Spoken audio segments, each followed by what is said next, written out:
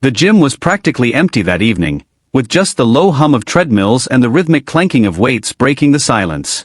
It was my favorite time to be there, when the world seemed to slow down, and I could lose myself in the steady repetition of my workout. But tonight was different. I felt a restless energy coursing through me, like something was about to shift in my world, though I couldn't quite place it. I glanced over at him, Jordan, my trainer. He was wiping down a set of dumbbells, his back turned to me, the curve of his shoulders illuminated by the soft, overhead lights. There was something effortless about the way he moved, like he belonged here in a way I never quite had. I couldn't remember when it started, this quiet pull toward him, but it had grown stronger with every passing session. Ready for the next set? His voice broke through my thoughts, pulling me back to reality. I nodded quickly, trying to mask the warmth creeping up my face. As we worked through the exercises, there was a tension in the air I couldn't ignore. It wasn't uncomfortable, exactly, more like a charge, a kind of unspoken understanding neither of us had dared to acknowledge. Every now and then, his hand would brush against mine as he adjusted my form, and my heart would skip a beat. Did he notice? Did he feel it too? By the time we finished the session, my muscles ached, but my mind was buzzing with unanswered questions. Jordan leaned against the wall, his arms crossed, watching me with an expression I couldn't quite read. "You're improving a lot," he said, his voice softer now, almost personal. "Thanks," I managed, my throat dry. There was a pause, a silence that felt like it stretched on forever. And then he said something that changed everything. "You've got potential," he began, hesitating for a moment before adding, "but there's something I want you to try. It might push you out of your comfort zone." My stomach flipped at his words. There was something in his tone, a mix of challenge and curiosity, that made my pulse race. "What is it?" I asked, trying to sound casual, though my voice betrayed me with a slight tremor. Jordan smiled, a flicker of mischief in his eyes. "You'll see," he said. And just like that, he turned and walked away, leaving me standing there, heart pounding, caught between anticipation and uncertainty. That night, as I lay in bed, his words echoed in my mind. What did he mean? Why did it feel so significant, so personal? I didn't have the answers, but one thing was certain, whatever was about to happen, it was going to change everything. The first time I met Jordan, I was intimidated. The gym had always been foreign territory for me, a space where confidence seemed to radiate from everyone except me. I had signed up on a whim, hoping to change more than just my physical appearance. I wanted to feel stronger, in control, like I belonged. Jordan was assigned as my trainer, and from the start, he carried a kind of presence that was hard to ignore. He had an easy smile, a reassuring tone, and a way of making me feel like I could handle more than I believed. Our first session had been a mix of awkward introductions and basic stretches, but over time, a rhythm developed between us. He wasn't just my trainer, he became my coach, my motivator, and in some ways, a quiet observer of my life. Jordan wasn't the type to pry, but he always seemed to know when something was weighing on me. Long day, he'd ask as I struggled through a set of squats. I'd nod, and without pressing further, he'd adjust my stance or offer a tip to distract me from my thoughts. It was in those small gestures, the unspoken understanding, that a connection started to form. Outside of our sessions, I began to notice things about him. He had this habit of adjusting his hair when he was deep in thought, and a laugh that came from his chest, warm and genuine. He shared snippets of his life here and there, a story about his college days, a joke about his roommate who couldn't cook to save his life. They were small details, but they painted a picture of someone who was more than just the confident trainer I saw in the gym. We fell into a routine. Twice a week I'd show up, and Jordan would greet me with that same smile, clipboard in hand, ready to push me through the next hour. Sometimes, between sets, we'd talk about life. I'd tell him about work, the frustrations of deadlines and long hours, and he'd listen, occasionally throwing in a sarcastic comment that made me laugh despite myself. "You need to take it easy on yourself," he said once, handing me a water bottle after a particularly grueling session. "You're too hard on yourself." His words caught me off guard. No one had ever said that to me before, and for a moment, I wasn't sure how to respond. "Maybe," I muttered, looking away, but the way he looked at me, like he really meant it, stayed with me long after I left the gym. There were other moments, too, moments that felt charged in a way I couldn't quite explain. Like the time he held my wrist to check my pulse, his touch lingering just a second longer than necessary. Or the way his eyes softened when he corrected my form, his voice dropping to a quieter, almost intimate tone.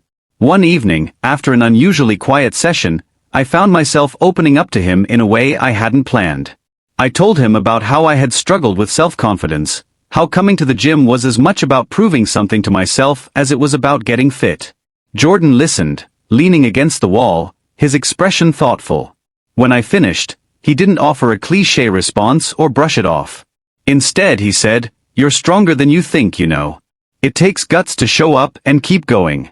Most people don't even get that far." His words settled in my chest, warm and reassuring. It wasn't just what he said but the way he said it, with conviction, like he genuinely believed it. It made me see myself differently, even if only for a moment. Over time, our sessions became something I looked forward to, not just for the workout but for the time we spent together. There was an ease between us that felt rare, a kind of understanding that didn't need to be spoken out loud. He had a way of making me feel seen in a world where I often felt invisible. But along with that ease came something else, something unspoken and quietly growing. It was in the way our conversations lingered, in the subtle shifts of his tone, in the moments of silence that felt heavier than they should. I caught myself thinking about him outside the gym, replaying our conversations, wondering what he thought about when he wasn't here. I told myself it was nothing, just admiration for someone who had become a mentor, a friend. But deep down, I knew it was more. There was a pull I couldn't ignore, a quiet hope that maybe, just maybe, he felt it too. Our bond wasn't just about the gym anymore. It had become something more layered, more complex. And though neither of us had said it out loud, it was there, simmering beneath the surface, waiting for the moment when it could no longer be ignored. The shift began subtly, like a gentle breeze before a storm. I started noticing the smallest changes in how Jordan and I interacted, things I might have dismissed before but now lingered in my thoughts. It wasn't anything dramatic, but it was there, the way his hand brushed mine when he handed me weights, the way his laughter seemed just a bit louder when we shared a joke, the way his eyes lingered on me when I wasn't looking. One evening, as we finished our session, he suggested we grab a coffee sometime. "You know, outside of the gym," he added, almost casually, though his tone carried something else. I was caught off guard but managed a nod, my heart racing in a way I couldn't explain. "Sure, that'd be nice," I replied, trying to sound normal, though I could feel the warmth rising to my face. The coffee outing turned into a long conversation that stretched well into the evening. We sat at a corner table in a quiet cafe, talking about everything and nothing. He shared stories from his childhood, his struggles to find his path, and his dreams that he still held close to his chest. I listened, captivated by his openness, his willingness to let me see a side of him I hadn't known before. At some point during the conversation, he asked about my life outside the gym. His questions weren't superficial, they were thoughtful, probing in a way that made me feel like he genuinely wanted to know me. "What makes you happy?" he asked, his gaze steady and sincere. It was such a simple question, yet it caught me off guard. I hesitated before answering, fumbling with my words, but he didn't rush me. He waited, patient and understanding, as if my answer truly mattered to him. After that evening, something shifted between us. Our sessions at the gym felt different, charged with an energy that hadn't been there before. There was a new kind of awareness in the way we moved around each other, a subtle tension that neither of us acknowledged but both of us felt. It wasn't uncomfortable, but it was undeniable. One night, as I was packing up to leave the gym, he stopped me. "Hey," he said, his voice softer than usual. "You okay? You've seemed distracted lately." I hesitated, not sure how to respond. I wasn't even sure if he was referring to me or if it was just a general observation. "I'm fine," I said finally, though my tone betrayed me. He studied me for a moment, then nodded. "If you ever want to talk, you know I'm here, right?" His words were simple, but they carried weight, and for a moment, I felt like he could see through the walls I had built around myself. As the weeks went on, the unspoken tension between us grew. It was in the way he adjusted my form during exercises, his hands lingering just a moment longer than necessary. It was in the way our conversations became more personal, more intimate. He started sharing things with me that he hadn't before. His insecurities, his fears, his dreams. And I found myself doing the same, opening up in a way that felt both terrifying and freeing. There was a moment that stood out more than the others. We were doing a late-night session, the gym nearly empty except for the two of us. He had just finished demonstrating an exercise when he turned to me, his expression uncharacteristically serious. "You know," he began, hesitating for a moment before continuing, "I really enjoy spending time with you. More than I thought I would when we started all this. The words hung in the air between us, heavy with meaning. I didn't know how to respond, so I just nodded, my heart pounding in my chest. Me too, I said finally, my voice barely above a whisper. After that, things became even more complicated. The line between trainer and client, between friends and something more, blurred until it was almost impossible to define. We didn't talk about it directly, but it was there in every glance, every word, every silence that stretched just a little too long. One evening, after an especially tough workout, he offered to drive me home. I was too exhausted to argue, so I agreed. The car ride was quiet, filled with a tension that neither of us acknowledged but both of us felt. When we pulled up to my apartment, I hesitated before getting out, unsure of what to say. "Thanks," I said finally, my voice awkward and unsure. He nodded, his gaze lingering on me for a moment before he spoke. "Anytime." As I closed the door behind me and walked into my apartment, I couldn't shake the feeling that something was changing. Something I couldn't quite name but could no longer ignore. It wasn't just about the gym anymore. It was about us, about whatever this was, and the way it was starting to consume my thoughts, my emotions, my life. The climax of the story is a powerful, emotionally charged confrontation where both characters are forced to confront their feelings for one another. The intensity of the unspoken tension reaches its peak, and both individuals must address what has been simmering beneath the surface for weeks or months. It begins unexpectedly, catching both characters off guard. The catalyst for this confrontation could be an external event, a late-night workout session, a casual moment at a cafe, or a seemingly normal interaction that suddenly escalates into something much more. The scene should be set in an intimate, emotionally charged environment, creating a sense of vulnerability for both characters.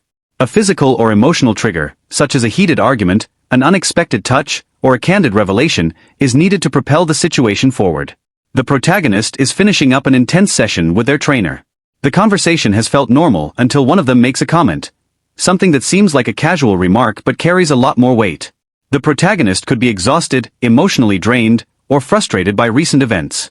They let something slip, something more personal, something that's been building up for a while but hasn't been addressed. This moment catches both characters off guard. The trainer may initially try to brush it off, but the protagonist pushes further, saying something that forces them both to confront what's been building for so long. It's not an argument at first, just a raw, vulnerable moment that unravels the tension. The protagonist's emotions explode in a way they haven't before. The intensity of their feelings comes to the forefront. Their inner conflict, which has been simmering beneath the surface, becomes clear. They might confess to being confused, afraid of what they're feeling, or grappling with their own identity. This is the moment where they voice their confusion about their feelings, acknowledging the intimacy between them and how it has changed their perception of what their relationship could be. This is where both characters must face the truth. It is a vulnerable moment that exposes the rawness of the situation, the emotions that neither has been brave enough to voice until now. After the confession, the emotional confrontation intensifies. It is no longer just about the attraction or the unspoken feelings. It's about the fear of vulnerability, the fear of losing control, and the fear of what these emotions mean. The characters wrestle with the tension between wanting to be close and fearing what might come of it. They might argue, or they might struggle in silence, unsure of how to respond. In these moments, the conversation should be raw and honest, but filled with a sense of unease. The protagonist could voice their insecurities. Perhaps they are afraid of ruining their friendship, or they feel uncertain about how the other person feels. The trainer, in turn, might express doubts about their own feelings, afraid of making things awkward or damaging the bond they have built.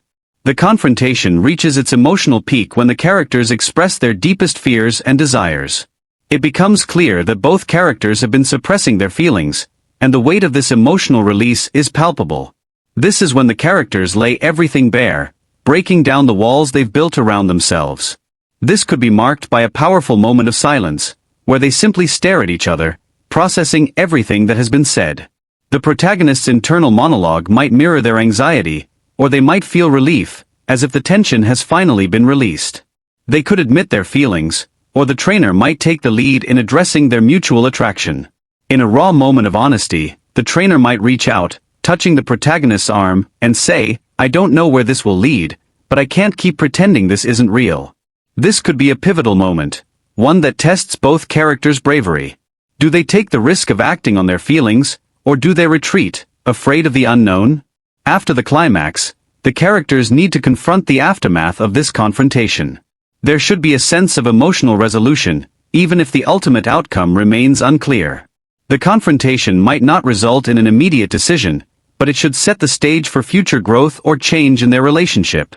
The characters may part ways with a sense of emotional weight lingering between them. Perhaps they're uncertain of what comes next, but there is a new understanding between them. There might still be lingering tension, but now it is shared, and the lines of communication are open. The protagonist might leave the gym feeling conflicted, unsure of whether this confrontation will change everything. But there's a sense that things can no longer stay the same. They might think to themselves, whatever happens, I can't pretend anymore. This moment should leave the audience breathless, uncertain of what will happen next but eager to see where the characters' emotional journeys take them. The resolution or open-ended closure of this story is designed to leave the audience with lingering emotions and questions, while also providing a sense of emotional closure for the characters. It should address the aftermath of the intense confrontation and explore how the characters move forward, emotionally and relationally, without necessarily providing definitive answers about what their future holds. The protagonist, still reeling from the emotional confrontation, finds themselves caught between hope and uncertainty. Their mind races with conflicting thoughts. What does this moment mean?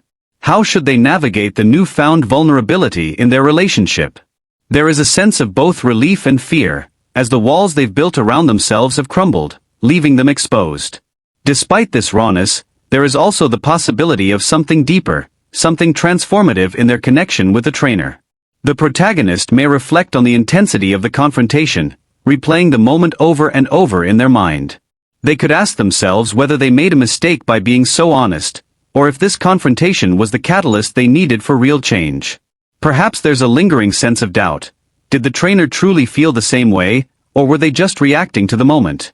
This doubt brings a sense of emotional complexity to the resolution, leaving both the protagonist and the audience uncertain about what comes next. The protagonist might retreat for a while, needing time to process everything. This period of emotional distance allows for self-reflection. They think about the nature of their feelings, the bond they share with the trainer, and whether it's worth pursuing something more. This moment of isolation allows the protagonist to confront their own desires and fears without the immediate pressure of the confrontation weighing on them. It's a moment of quiet introspection, where they allow themselves to consider the possibilities that might have once seemed too frightening to imagine. Meanwhile, the trainer's response to the confrontation is left somewhat ambiguous. They may not have immediately reacted to the protagonist's feelings, leaving them to process in their own way. The trainer could be going through a similar internal struggle, wondering what this means for their relationship and whether they are ready to take the next step. The trainer might also experience moments of hesitation, unsure of whether they should pursue this connection or whether it would complicate things too much. There may even be a sense of guilt, as they consider the impact on their professional relationship. They might also be wondering whether the feelings expressed in the heat of the moment were genuine or simply a reflection of the emotional intensity they both experienced. Eventually, there is a shift, a moment when the protagonist and the trainer reconnect, but with a new understanding between them. They meet in a quieter, less charged atmosphere, perhaps at a coffee shop, a park, or after another workout session. The interaction is no longer filled with the tension that once defined their relationship. Instead, it is marked by an unspoken understanding that something has changed between them. The protagonist might take the first step, expressing a sense of hope, albeit with uncertainty. They could voice their feelings, acknowledging that they're not sure what will come of it, but that they don't want to ignore what happened. This moment is important. It's not about rushing into a conclusion, but about acknowledging the truth of the situation. The protagonist could say something like, "I don't know what's going to happen, but I don't want to pretend like nothing has changed." The trainer, after a beat, might respond with their own admission. Perhaps they too are uncertain, but they are willing to take things one step at a time. There's a sense of mutual respect in their words, acknowledging the complexity of their situation while also recognizing the potential for something more.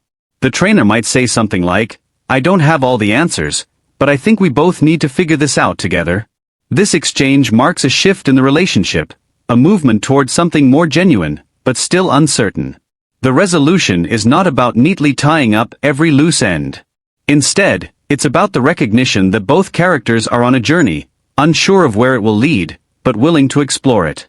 The story ends with a moment of emotional intimacy, perhaps a small gesture like a touch, a glance, or even just an understanding silence. This leaves the audience with a sense of emotional resolution, but with the understanding that the story is far from over. There are still questions about what the future holds for the characters, and the audience is left to imagine how this relationship might evolve. The final moments should evoke a sense of quiet hope, where the protagonist has grown emotionally, having faced their fears and vulnerabilities. They've learned to embrace uncertainty and take risks in their emotional life. They might reflect on the journey they've been on, how far they've come from the initial tension to this moment of mutual understanding. The open-ended nature of the conclusion leaves room for interpretation. Will the relationship blossom into something more? Will they remain friends, or will they find a way to navigate the complexities of their feelings? The story doesn't provide definitive answers, but it leaves the audience thinking, wondering what will happen next. The protagonist's closing thoughts should mirror the ambiguity of the situation. Perhaps they think to themselves, "I don't know where this will go, but I'm willing to see where it takes me." This reflection encapsulates the emotional growth they've experienced, learning to accept uncertainty, trusting their feelings, and embracing the journey ahead. The story concludes on this reflective note, leaving the audience with a sense of both closure and anticipation, as the characters move forward into the unknown, ready to face whatever comes next.